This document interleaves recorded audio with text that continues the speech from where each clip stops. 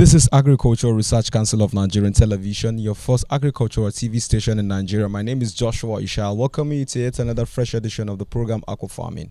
Aqua Farming is a program that brings you all you need to know that is in the water. So it can be crabs, fish, shrimps, or whatever it is that is in the water. It's what we try as much as possible to bring to you so you can be abreast and of course know the modern way in which you can venture into agriculture and thereby making profit. And today happens to be a very interesting one, as we'll be talking to someone who has been in this line of business for quite some time.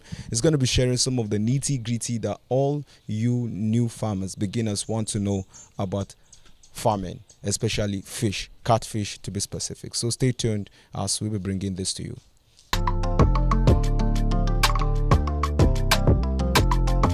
Very good. Thank you very much.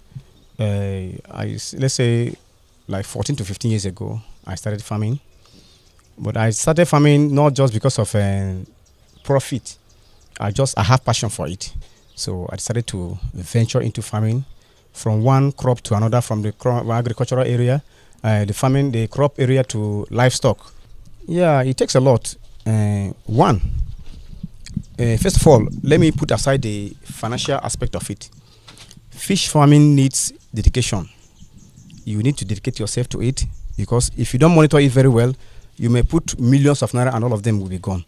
So first of all, you have to have passion for it. You have to see it as something you want to do.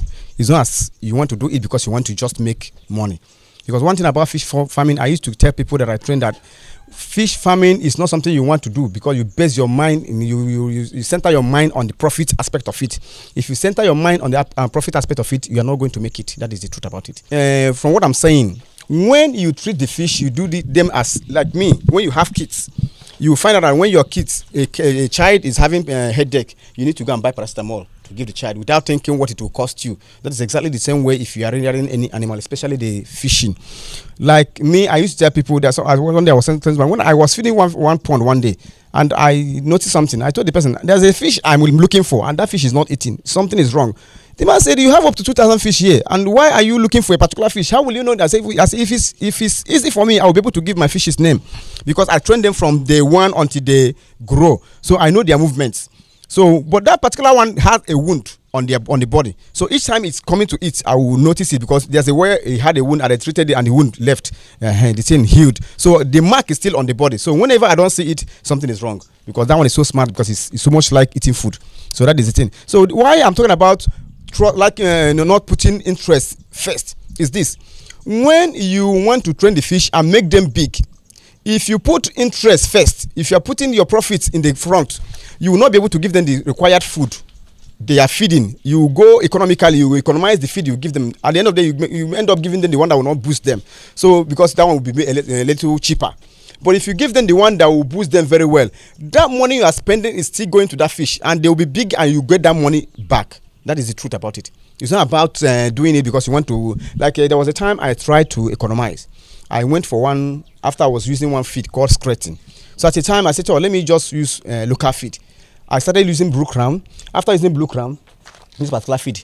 So after using Blue Crown for a while, I said, Kai, this Blue Crown is getting expensive. So I had to go down to another local feed that I saw. But do you know that what happened? Within 3 weeks, that fish automatically they changed. When I noticed that these fish have really depreciated in size, they're not even eating well again, I went and ran back to the foreign feed. Even by that time, they were not even able to eat it the way they used to eat it. At the end of the day, I lost money. And the one that I didn't do that thing, that one I ended up making more money than the one I reduced my hand in the feeding because of the cost. So that's why from that I learned that once you feed them well, the money is coming back to. Yes, sir. Oga, the truth about this is that there's no manipulation. One thing about every agriculture, every training, every livestock, there's no shortcuts. I do the chicken, I train them. I farm corn, I farm soya bean. I've tried many times to do the feeding. By the time you go and buy the right concentrate to give you the quality you need, you find that the same money you are spending is almost the same thing with the feed you are buying. So if you do anything less than that, you will not give you the result you want. I have done fish fowl feed that I did. At the end of the day, my birds started growing only feathers. You will see them, they will look very beautiful. They will be fine, but when you leave them, there's no weight because of manipulation of the feed. You try to do it in a way it will be cheaper for you because you have corn, or you will be able to buy concentrate here and there. That is the problem about it. Okay. I will have to advise you When you buy fish, especially let's say if you did not hatch by yourself, when you go to the market, open market, to buy fish that you want to try, maybe you buy fingerlings, or you buy the juveniles, or you buy the jumbo. There's one truth. The truth about it is that all of them must never be the same size.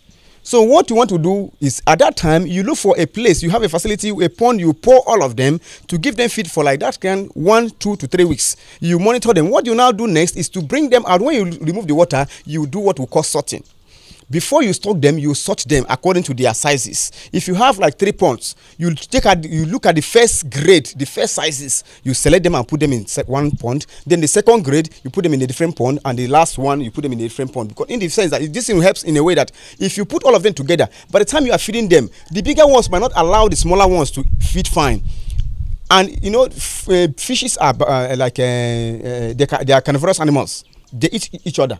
When they get hungry and they discover that this one is wounded, they will chase you down until you are dead. So you see that the smaller ones will not have chance against the bigger ones. At the end of the day, you will train fish, and by the time if you have 1,000 fishes, only that 100 will be big. The other ones will be very small, and you are feeding and feeding and feeding, and the other ones are kept getting tiny.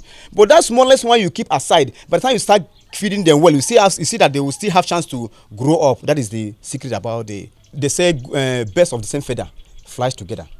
There are some fish you put, you know, like me, I do but my... in the water, they are together. Yes, they might be together in the water. The water is not stocked in a place. Each of them goes to where he gets what he likes to eat. There are some fishes in the water, they depend on eating small fishes. There are some other ones that don't depend on eating small fishes. They look for sand where they will get some raw distance and to pick and they eat. That is how they do. So by the time you meet some of the fish, some of them might be more aggressive than others. They will not allow those ones to eat, or they may end up eating those species. That is another differences.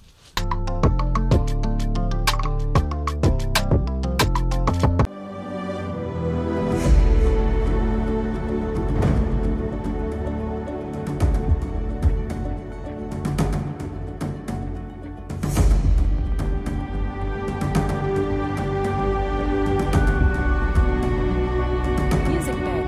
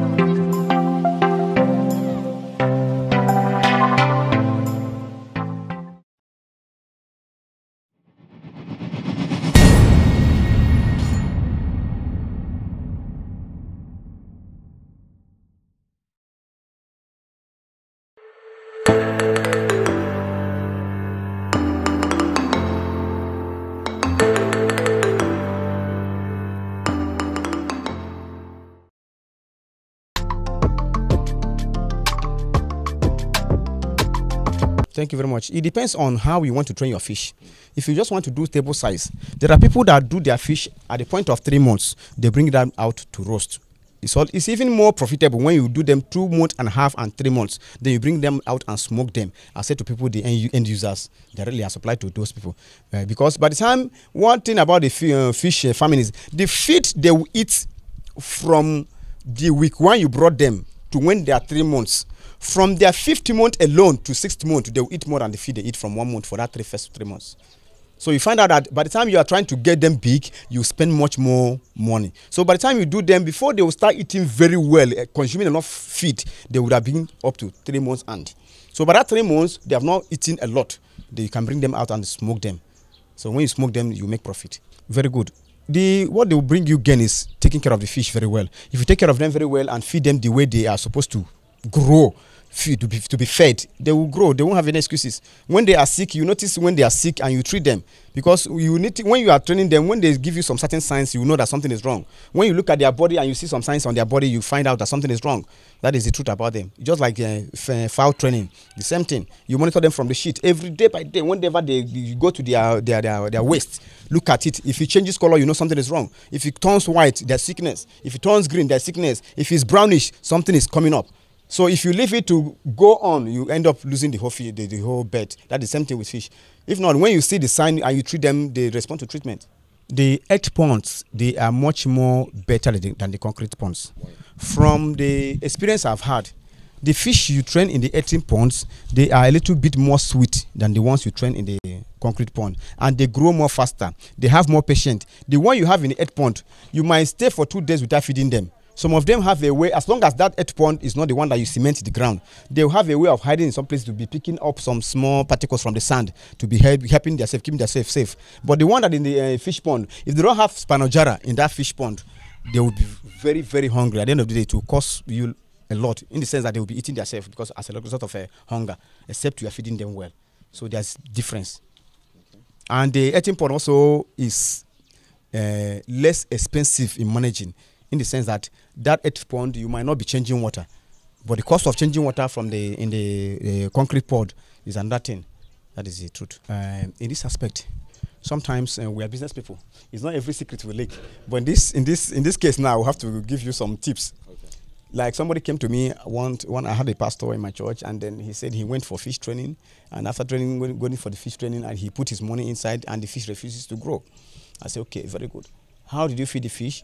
Since you have been training the fish until they get to 5 to 6 months, did you feed them with fish? He said no. I said, oh. Sometimes there are some certain things we need to know. It's not about putting fish to go and buy feed and give. Do you know that sometimes I used to go to agrovet shops where they bring day-old layers, day-old broilers, day-old chickens. When I go there, all the ones that died on the road, coming that day, I have to go there and gather them. But that time, your fishes must have been at a stage of from 4 months to 5, so that they will be able to swallow. The more they are getting bigger, the feed you are feeding them will be getting smaller to them, no matter how the size is. But by the time because that thing contains protein a lot, it's egg. That new hatched broilers, all this, their egg, they contain a lot of protein. So by the time you give them, they swallow and swallow and swallow. By the time you feed them with this for 2 weeks, 3 weeks, you see them getting very bigger. But that is not the starting point. Before they get to that extent, there are some certain things you need to do. When you put them at the first place, when you start training, after sorting and then you stocked. After you start with your whether 2 mm or 1.5 mm, which of your choice according to the size of the fish. By the time your fish is about to get to 2 months, there are some certain steps you take if you have money. There are some kind of feed you buy to give them. Like me, let me share it. I don't want to hide it anymore. You go to the market and buy what we call croupy fish. Those croupy fish are made for fish feeding. They contain a lot of protein. Because all those things you train, they need proteins. So they contain a lot of protein. So when you go and buy croupy fish, you feed them with that croupy fish for like 3 good weeks. When they are getting to 3 months, you might stop. By the time they get to 3 months, if you are not roasting them, if you are not bringing them out, if you want to train them to 5 months or 6 months, you still go back to the market and look for another size of fish for your fish training feeding. That one now is called tilapia. You go for dry tilapia. When you go, they are there in the market. A few people sell them. So but not in the local market here. Mostly I go to Kado Fish Market to buy them. So when you buy the tilapia, those ones are the ones that will enable them to open mouth and be swallowed. But by the time they open mouth to swallow, they are expanding the more. They are expanding the more. So by the time they eat it for 3 weeks again to 1 month, you see them getting bigger. Sometimes I will tell you, sometimes, if I have, when I was training goat, if I have a dead goat, I will go and cover the goat in a sack for 3 to 4 days for it to ferment and start decaying. Are you hearing what I'm saying? It's a secret. If you will be able to do it, it's not everybody that can do it because it will be smelly. Then you open it. Mostly I do it in natural pond, not concrete pond. Because if in the concrete pond, I won't be able to go there to remove the remains of that thing. So, but if it's in the natural pond, the thing will just, everything that remains will sink in the ground there or something like that. So by the time you open it and you throw it in, that time, some of them would have grown maggots. That maggot is so much proteinous. Not just the meat of the flesh of the goat. So including with the maggot that they still eat from, the maggot that ate from the goat. Are you get what I'm saying?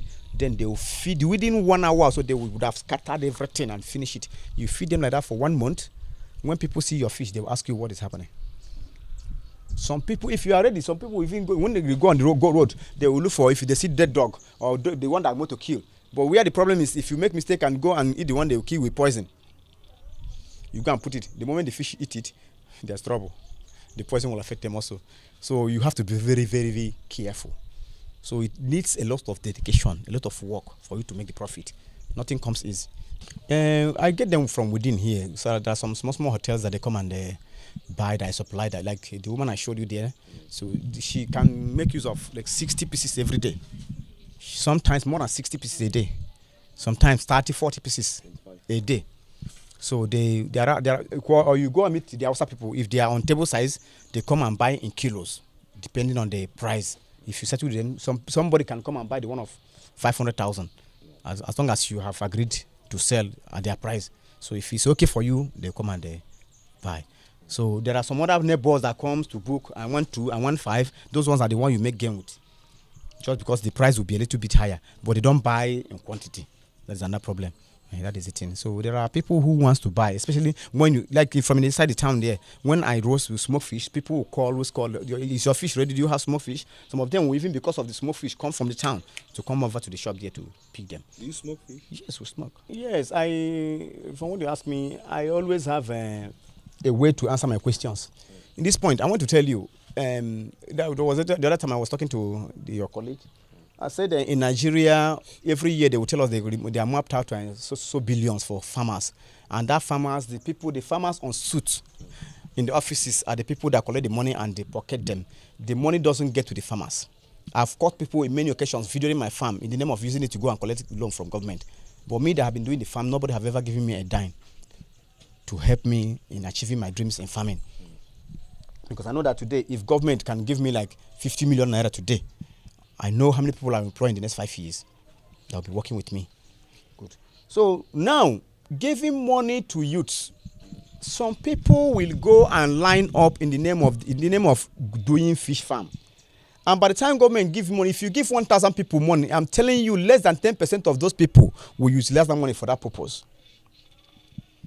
What I guess is this: what the government should do, if they see you that you are ready, or you have facility like this, you are ready to do it, they will now push. If it's to go and pay for the fish for you, you will now go and they know that truly this money is used to buy fish. Some people pocket the money, use it to go and do whatever they like because nobody is asking them, and the money will just go like that. And those are some of the reasons that make government even find it difficult to do these things, because government have been trying doing one thing or the other.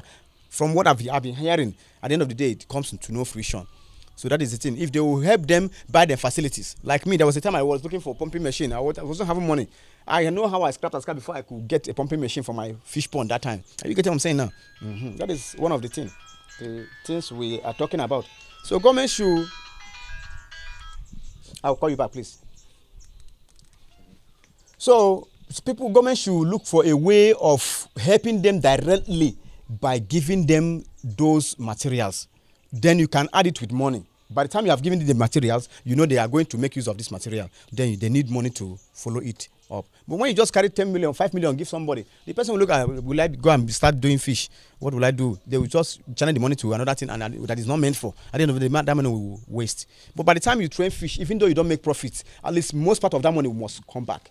So there's no way the money will go.